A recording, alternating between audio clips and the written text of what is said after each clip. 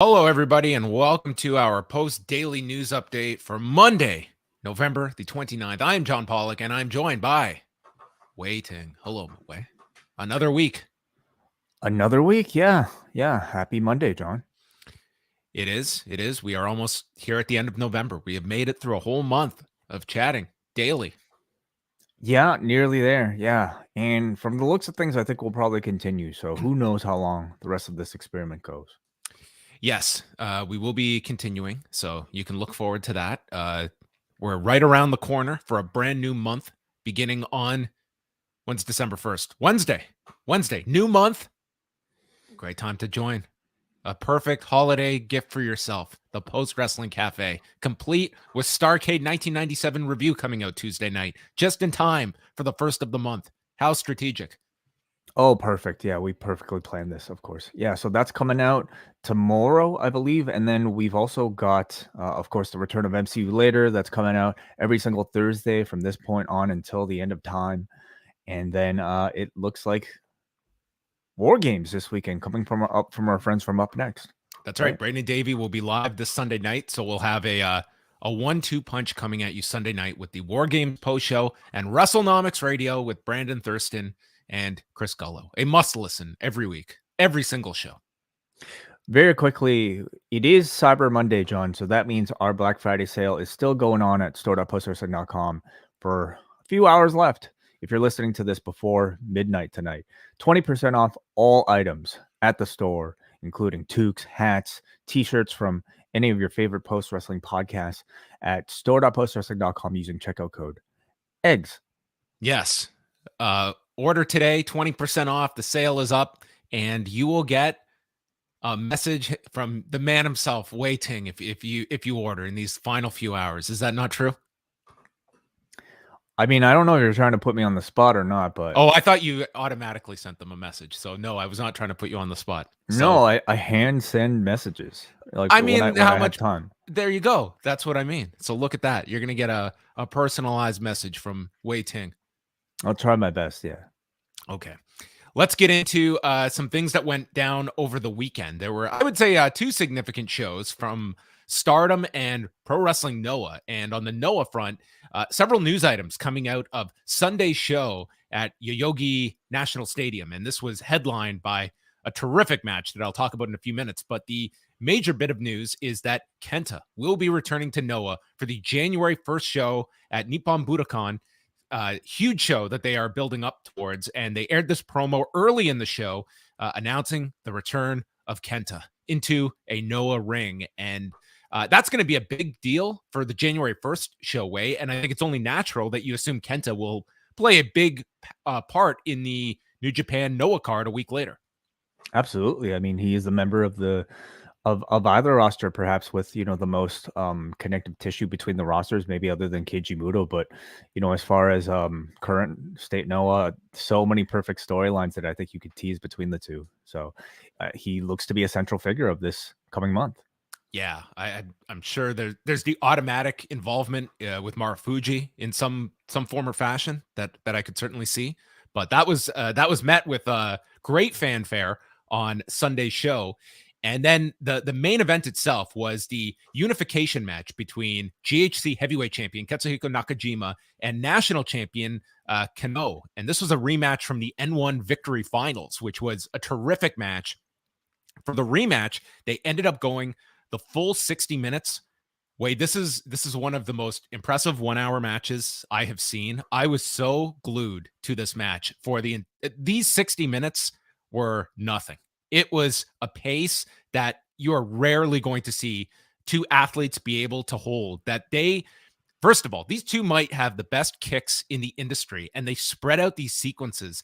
And it's one thing when you're 20 minutes in and they're doing the crazy kicks to the chest, but then they're reviving it later in the match around the 40-minute mark. And in the latter stages of the 60 minutes, Nakajima is outstanding. This, to me, my focus was more on Kenoh in this match, who I just thought had one of the best outings of his entire career. And when this match ended after 60 minutes, I thought this is a strong match of the year contender. It was just a phenomenal main event that I would highly encourage people to check out. Wow. Okay, coming in late. Very interesting. Okay, fantastic. I mean, Thank you for the they just built recommendation. this so well, like with the strikes and with the work with the professional foot stomps of Kenoh off the top, just working on the midsection throughout of Nakajima. Like it was just the pace of it all is going to blow you away that they were able to maintain for 60 minutes. And at the end, so it's a draw and therefore no title unification. But Go Shiozaki, the former champion, walks out. He is back from his shoulder surgery and issued the challenge to Nakajima for January the 1st. So that is the main event of the Nippon Budokan show. And that, like, Noah is putting a major push. And you have to think, Way, that they probably had a sense of everything peaking for this January 8th co-promotion with or at least the show that will be done with New Japan for January 8th. And that goes into the whole like Wrestle Universe being free up until the end of the year. I think like they saw this as a major chance to get some eyes on our product and build for the January 1st and January 8th shows that this whole promotion you do have to stick around and pay for a month of. So to me, it's the most buzz Noah has had in years and years that they currently possess. I certainly feel that way. I mean, the fact that I think we're even mentioning a different company right now, other than New Japan Pro Wrestling out of Japan right now, it tells you something about where they're at. Certainly, making a lot of moves coming off of this one particular show and into January 8th. Maybe some of the most press that they'll be getting in their recent history. Yeah, Positive press, at least. Very positive. And I think like they've really found their heavyweight main event championship mix. I mean, they tried the experiment with Muto this year, and I was not as critical about the idea of Muto being involved, but having seen how he's been utilized, the constant wins over Kaito Kiyomiya, like I think he's in a much more background kind of role. I mean, he is holding the tag straps, but is still there. But I just think having him, it was at the time I compared it to like Hogan in 2002, where yeah, you do get that momentary short-term nostalgia pop, but it was fleeting. It was very fleeting with Muto. And you just look at this picture now with these three centered around the title. I think it's like that's the kind of strength you want, because this is your present, it's your future, and you do have a strong crop of guys that are coming up rather than just leaning on the past. Like you can find a role for Muto. I don't think it needs to be in your top championship picture, as much as WH I'm sure will protest that and wish that he was just unifying all the world titles out there. Are you more excited for Noah or New Japan right now? Noah, 100%. I'm really into Noah's entire. I won't say the entire picture, but like their main events to me are just must see at the moment. I think that they have got a lot of momentum going into these shows coming up in January. So I've got to say I'm more following Noah and intrigued overall from top to bottom. It's the tournaments going on, the best of the Super Juniors and World Tag League. It's crickets for these tournaments. I think most people are checked out. I certainly feel that way. I mean, it's just a series of kind of what feels like endless rematches between the same people. So hearing the amount of buzz that a company like Noah is getting, it's a whole new cast of characters for people to kind of sink their teeth into, using of a similar Japanese pro wrestling style. So perhaps this will be a bit of a wave for them in the 2 months ahead.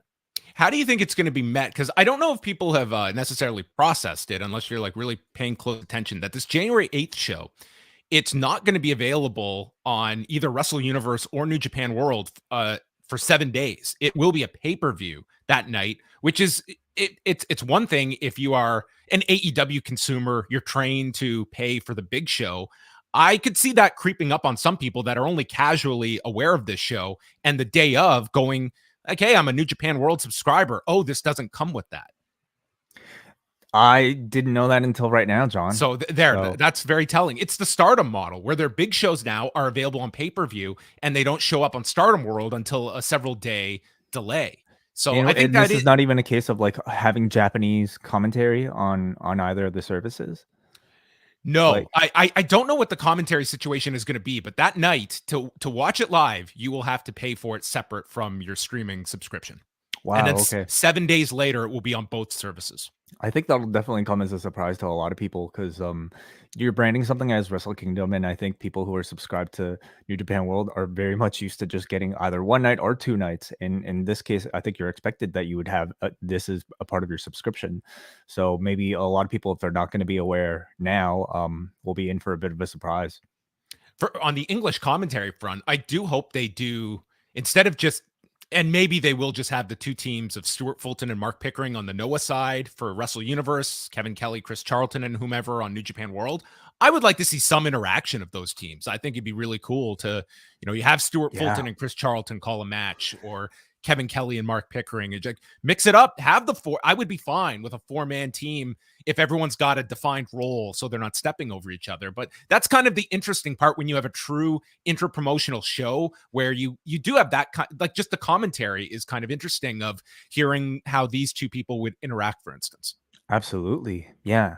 If you're New Japan, do you have concern that, oh, we're giving a lot of press? I mean, it's to me, it's a benefit to both of them, but I would say no one's gaining more from this relationship and this sort of exposure than New Japan may be.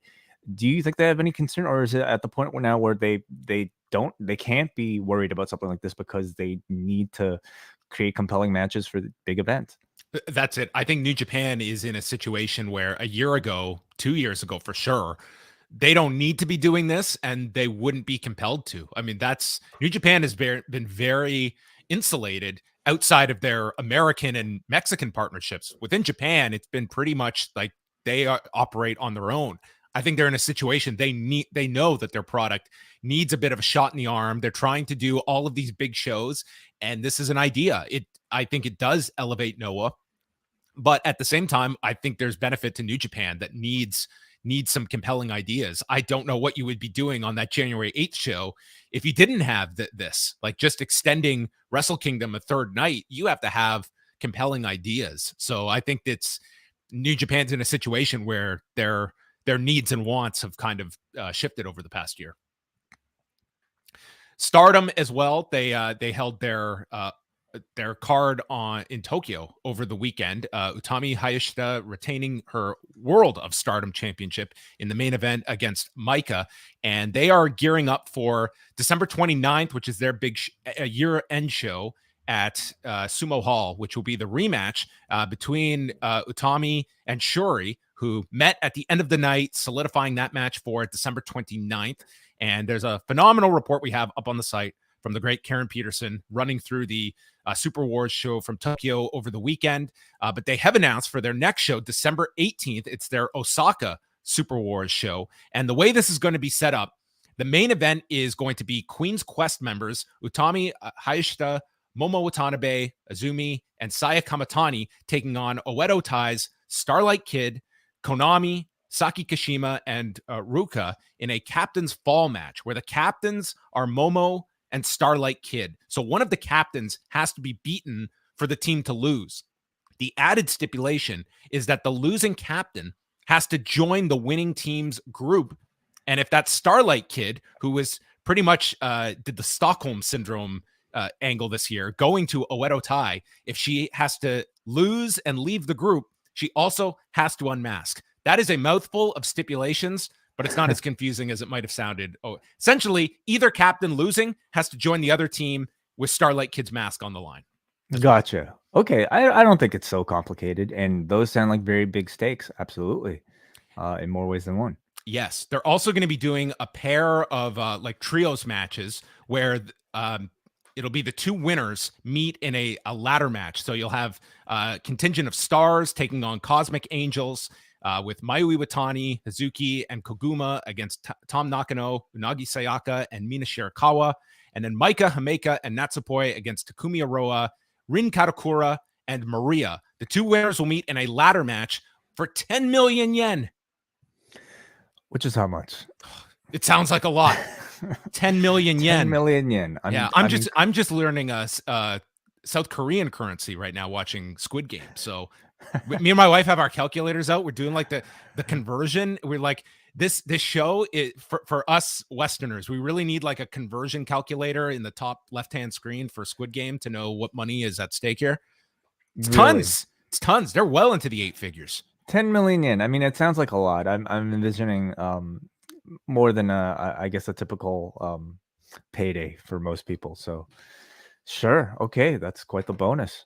And Shuri will do a gauntlet match, going through 3 matches as kind of her, like, I guess, last little obstacle before the big rematch with Utami. So it's a notable show on December 18th, and it's really just setting the table for December 29th, which is going to be an enormous show, arguably the biggest show in Stardom's history at Sumo Hall. And how helpful that Karen Peterson not only beautifully outlines all of this in her wonderful article, she even took the time to join us live today on the chat to Whoa. give us an update that 100 million yen, 10 million yen, 10 million yen. 10 million yen is exactly at this moment $112,274.14 in Canadian dollars. Ooh, Jesus. You convert it to Canada, it's going to make it look even more impressive to our Canadian dollars. Well, thank you. Karen is always on top of things. So look out for her reports on these cards coming up in the month of December. Tonight, Raw is at the UBS Arena. So this is our first of 2 pro wrestling events at the brand new home of the New York Islanders, as Raw goes into the new building, featuring an appearance by Edge to kind of start off his Raw chapter.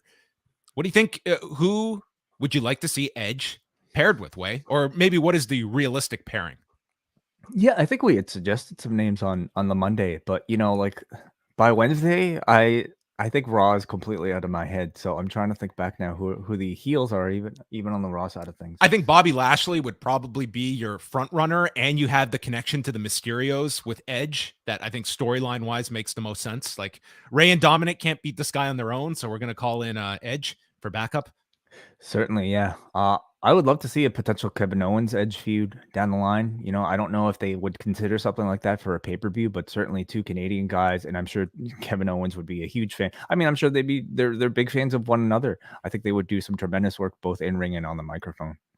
They've also announced Big E and Kevin Owens tonight, non-title match, and Seth Rollins against Finn Balor. So, I mean, throwing kind of your big programs into the ring tonight. Yeah, definitely. Trying to try to grab as much of that rating as they can. These look like two big shows, and we'll see how many of them come to fruition. How many of them do we get? I'm assuming this time Balor and Rollins, we actually get the match. I would hope. I think so. After you did the tease last week and ended it with the beatdown angle, I think we actually get the match. Let's be fair. WWE of late, the advertised matches have come through in my short-term memory of advertising versus matches delivered. So yeah, and this is the show in Long Island, is it not? Yeah, this is the Long Island show, where the same arena where AEW will be a week from Wednesday. Yeah. Okay. So maybe tonight we'll maybe talk a bit about final attendance and where everything's at. Yes, because based on the advances, it was AEW was ahead in this building. So interesting to look at that comparison. And there's a few of them. You've got SmackDown was just at the Greensboro Coliseum, which AEW is going to be in a couple of weeks. So there has been some overlap of buildings that the 2 companies are running. The final note here before we sign off, Wai, Lucha Blog noted this over the weekend, that on his podcast, Conan had mentioned that AAA wanted Junior Dos Santos to confront Cain Velasquez after his match at Triple Mania this coming Saturday, but Dos Santos has a scheduling conflict with a Triller boxing match, and ESPN's Mark Ramundi chiming in here that he had heard this as well. The pitch was to fly Dos Santos and Dan Lambert down to Mexico. Could you imagine this scene? And JDS would have started a storyline in AAA with his old rival, Cain Velasquez, but unfortunately, Dos Santos is not available this Saturday. But man, Dos Santos walking into with Dan Lambert to rile up the crowd in Mexico. What a missed opportunity that I hope is realized at a future date. But it tells you they're both in the wrestling space, and they both understand we are very much linked together through our history, that it only makes sense. I would only be surprised that it's AAA that is getting to do this versus AEW, but Velasquez does have the AAA connection, and looks like this one was close to happening. Well, part of me wonders if it's happening a bit too soon, in the pro wrestling careers of both men. Certainly, Kane, I think, has had years of training by this point, but JDS is really just getting into it. So, what are they exactly going to be building to if they do have this interaction? Well, we threw out the idea. You could always, mask it with a tag rather than doing the singles match together. But But this is something you can only really do once. the And match, is yeah, or at least be able to promote it for a big cycle, for a big payday one time, But granted, this is Mexico, so maybe they could still do it up here. But I just don't know how great the match would be at this point. what it does tell you though is that Junior Dos Santos very much is in on pro wrestling. This is not looking to be just something that he did as a one-off. And that, I mean, if he was ready to fly to Mexico to shoot an angle, it tells me like he's very much connected to this world now and looking for a future in pro wrestling. That was certainly true just watching his performance the few times that we've seen him in Dynamite, somebody who's taken it very seriously. Before we get out of here, John, I just wanted to draw quick attention here. First of all, congratulations to everybody. This is the first time we've had over 100 people watching us live, so that's very exciting. And also, Daniel Zilagi sent us a super chat worth $10. I didn't even know that we had super chats turned on, so thank you so much for that. Completely unprompted. So maybe, of course, it's appreciated. Maybe we can actually, do something in the future. Perhaps like maybe throw some questions out there for people who choose to throw super chats at the end of some of these things. But these continue to evolve every single week. So we hope you'll join us in the next days ahead at 1:00 on weekdays. Yeah, that's great because we do want to incorporate some Q&A into these shows as well, especially on like lighter news days. And speaking about just changing up the format a little bit, Thursday in this spot for the daily news show, it's going to be a special show with myself and Brandon Thurston, and both of us are voters in the annual Wrestling Observer newsletter Hall of Fame. So we are going to be going over our ballots, and we're going to be going through some of the more interesting candidates on the ballot this year, cases for and against different performers, how we suspect they're going to do. So we won't be going through every single name on the ballot for the sake of time, but that will be here Thursday at 1 p.m. Eastern time. Myself and Brandon chatting the most interesting candidates on the 2021 ballot. So we can look forward to that. Another packed week here at Post Wrestling. Super exciting. Awesome. And for the rest of you, I guess you'll hear from us tonight for Rewind to Raw. We're live tonight, 11:15 p.m. Eastern time for Double Ice Cap and Espresso members at postwrestlingcafe.com. And get yourself over to store.postwrestling.com. Moments left in our Black Friday sale. Way with the code word Eggs. goodbye.